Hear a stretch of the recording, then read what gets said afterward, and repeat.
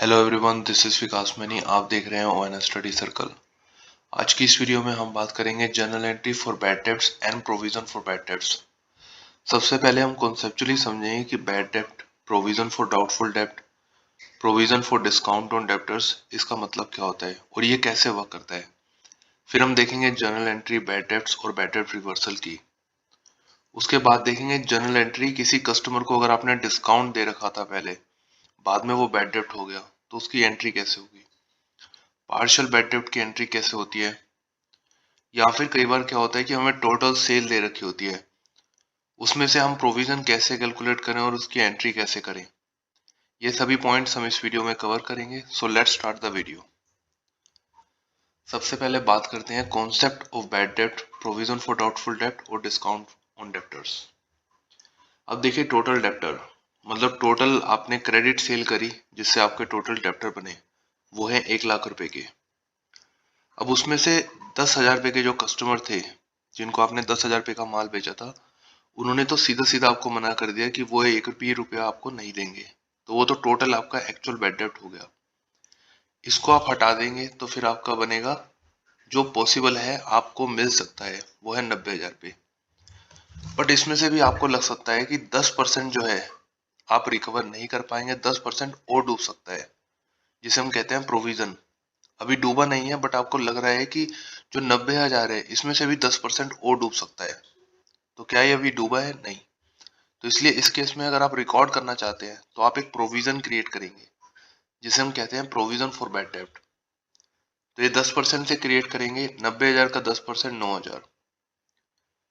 उसके बाद जो डेब्टर आएगा, फॉर एग्जाम्पल इसमें आया 81,000 रुपये।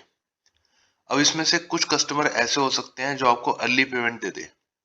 फॉर एग्जाम्पल अगर आप अपने कस्टमर को टाइम दे रहे हैं कि 30 दिन के अंदर आप पेमेंट कर दीजिए, बट कुछ कस्टमर ऐसे हो सकते हैं जो आपको 10 दिन के अंदर ही पेमेंट कर दें।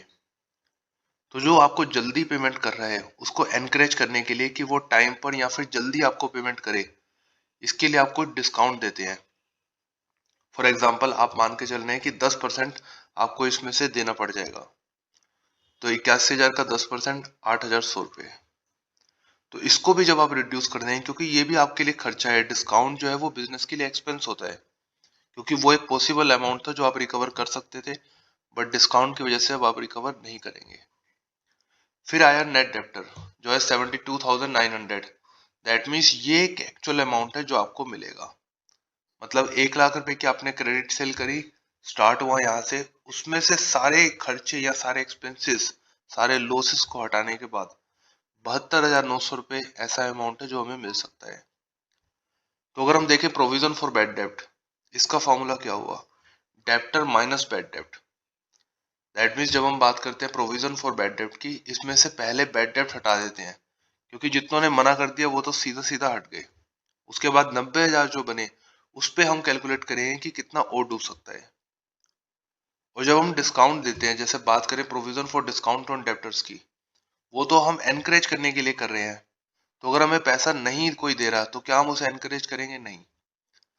तो इसलिए provision for discount on debtors, सबसे पहले आप एक्चुअल बैड डेब्ट हटाएंगे और फिर प्रोविजन फॉर बैड डेब्ट, इन दोनों को हटाने के बाद जो अमाउंट बनेगा उसके ऊपर आप कैलकुलेट करेंगे provision for discount on debtor. तो ये कॉन्सेप्ट है बैड डेब्ट का और इससे रिलेटेड प्रोविजंस का। अब समझते हैं बैड डेब्ट और बैड डेब्ट रिवर्सल की जर्नल एंट्री कैसे होती है। मीनवाइल मैं आपसे रिक्वेस्ट करूंगा, अगर आप हमें मोटिवेट करना चाहते हैं तो इस चैनल को सब्सक्राइब करें, इस वीडियो को लाइक और शेयर जरूर करें। बैड डेब्ट और बैड डेब्ट रिवर्सल की जर्नल एंट्री कैसे होती है। सबसे पहले जो डेब्टर है वो कैसे क्रिएट होता है। जब आप किसी को क्रेडिट सेल करते हैं तो क्रेडिट सेल में डेब्टर का नाम आएगा और टू सेल्स। अब इसमें से बैड डेब्ट हो गया, बैड डेब्ट और इससे रिलेटेड प्रोविजन। अब देखिए, एक रूल होता है डेबिट और लॉसेज एंड एक्सपेंसेस। बैड डेब्ट जो है वो बिजनेस का लॉस है। प्रोविजन फॉर डाउटफुल डेब्ट, ये भी एक तरह का पॉसिबल लॉस है जिसे हम पहले से ही रिकॉर्ड कर रहे हैं। Provision for discount on debtor, ये एक तरह का खर्चा है। तो देखिए, अगर हम देखें तो या इसमें या तो खर्चे हैं या फिर लॉस है। तो debit all losses and expenses as per golden rule of nominal account. तो यहाँ हम इसको डेबिट कर देंगे, सारे बैड डेब्ट हो या फिर प्रोविजन फॉर डाउटफुल डेब्ट हो या फिर provision for discount on debtor हो। बट ये सब क्यों हो रहा है? अगर बैड डेप्ट होगा तो इसका इफेक्ट क्या होगा? इसका इफेक्ट होगा डेप्टर्स पे, कि जितना अमाउंट हमें डेप्टर से मिल सकता था अब थोड़ा कम मिलेगा। प्रोविजन फॉर डाउटफुल डेप्ट में भी यही है और डिस्काउंट ऑन डेप्टर्स में भी यही है। तो जो रिड्यूस होगा, credit word goes out to debtors. But कई बार क्या होता है कि हम कुछ ज्यादा एस्टिमेट कर लेते हैं। हमने रिकॉर्ड कर लिया था कि इतना पैसा हमारा डूब चुका है, अब हमें नहीं मिलेगा। फॉर एग्जाम्पल आपने सोचा कि 10,000 रुपये आपके डूब चुके हैं, तो आपने शो करा बैड डेप्ट। यहाँ हमने रिकॉर्ड किया था बैड डेप्ट अकाउंट डेबिट। बट एक्चुअल में क्या हुआ? एक्चुअल में हमारा सिर्फ 8,000 ही डूबा, 2,000 हमें वापस मिल गया। 2,000 जो हम मान के चल रहे थे कि नहीं मिलेगा, हमें मिल चुका है। तो जब पैसा आता है तो क्या होता है? कैश या bank account debit, debit word comes in, credit word goes out. तो कैश या बैंक अगर बिजनेस में पैसे आते हैं तो आप इसको डेबिट करेंगे। किस वजह से आए? क्योंकि जो बैड डेप्ट हमने मान लिया था वो अब रिकवर हो चुका है। तो यहाँ आप लिखेंगे टू बैड डेप्ट अकाउंट, और इसके नरेशन में लिख सकते हैं बैड डेप्ट रिकवरी। तो इस तरह से एंट्री होती है बैड डेप्ट की और बैड डेप्ट रिकवरी की।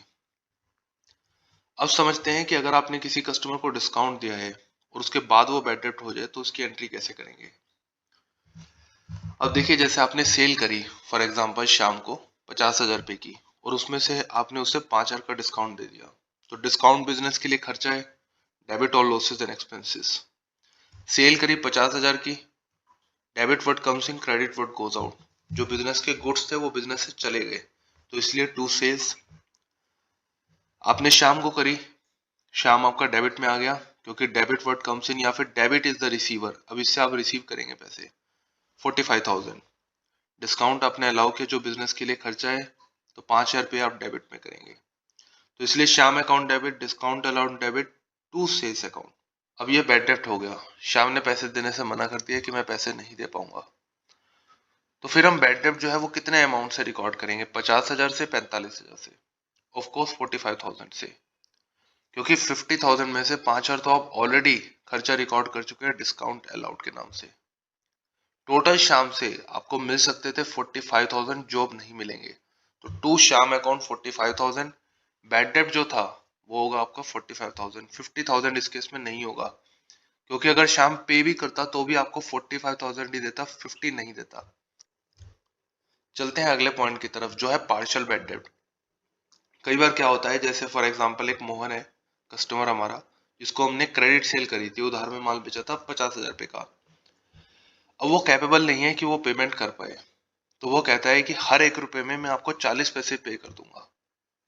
तो हमने सेल करी थी मोहन को 50,000 की, मोहन हमें पे करेगा 40 पैसे इन एवरी 1 रुपी, और 1 रुपए में 100 पैसे होते हैं। तो इस तरीके से हमने देख लिया कि कितना अमाउंट मोहन हमें पे करेगा, ये है 20,000 पे। तो जो 30,000 है वो हमारा बैड डेप्ट हो गया। तो इस केस में हमें कैश मिला मोहन से, कैश अकाउंट डेबिट। लॉस हो गया हमारा बैड डेप्ट अकाउंट डेबिट, डेबिट और लॉसेस एंड एक्सपेंसेस। अब जो मोहन है वो चला जाएगा, अब हम उसे दोबारा क्लेम नहीं कर सकते पैसों के लिए।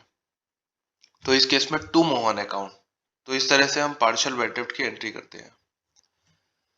अब चलते हैं कि जर्नल एंट्री टोटल सेल्स की रिलेशन में कैसे करते हैं जब हम प्रोविजंस की बात करें। तो अब इस पॉइंट्स को समझिए। देखिए, टोटल सेल है 1 लाख रुपए की, उसमें से 40% जो है वो है कैश सेल, और बैड डेप्ट हो गया आपका 10,000 रुपए का। अब प्रोविजन फॉर बैड डेप्ट दे रखा है 10%, डिस्काउंट ऑन डेप्टर दे रखा है 10%। तो ये प्रोविजन फॉर बैड डेप्ट या डिस्काउंट किस पर कैलकुलेट करें? टोटल सेल्स पे नहीं।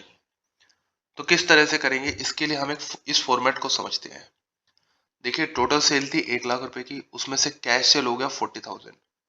कैश सेल को आप रिड्यूस कर दें, आपका क्रेडिट सेल का अमाउंट निकल आएगा जो है 60,000, क्योंकि क्रेडिट सेल से ही हमारा डेप्टर जनरेट होता है। तो क्रेडिट सेल को आप कह सकते हैं कि टोटल डेप्टर्स। अब इसमें से 10,000 तो हमारा सीधा सीधा डूब गया, तो फिर बचा 50,000 पे।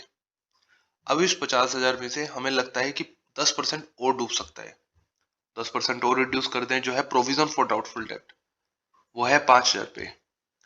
इसको भी आप रिड्यूस करेंगे, 45,000 आपका अमाउंट आएगा।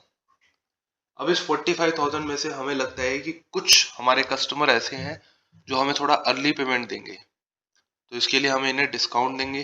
तो 10% हम ऐसा मान के चल रहे हैं।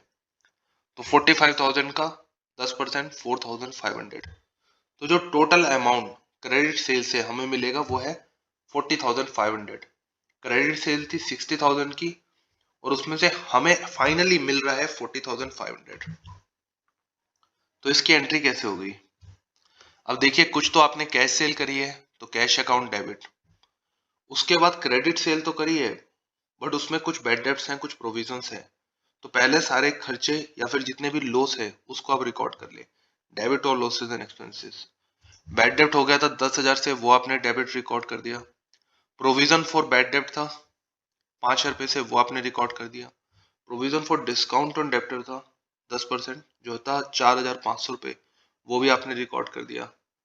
और जो बैलेंसिंग फिगर है ये अब आपका डेब्टर है, जिस जो आपको लग रहा है कि ये शॉर्ट आपको इतना अमाउंट तो डेब्टर से मिल जाएगा, वो है 40,500। और ये सब क्यों हुआ? क्योंकि आपने सेल करी है, तो टू सेल्स, तो अगर आप इसका टोटल करेंगे तो इसका टोटल 1 लाख ही बनेगा जो हमारी एक्चुअल हमने सेल करी है। तो इस तरह से एंट्री होती है जब हम बात करते हैं टोटल सेल्स की और प्रोविजन कैलकुलेट करते हैं टोटल सेल्स के कॉन्सेप्ट में। तो आई होप बैड डेब्ट और इससे रिलेटेड प्रोविजंस और इसकी जनरल एंट्री कैसे होती है ये अब आपको कॉन्सेप्चुअली क्लियर है। Thanks for watching.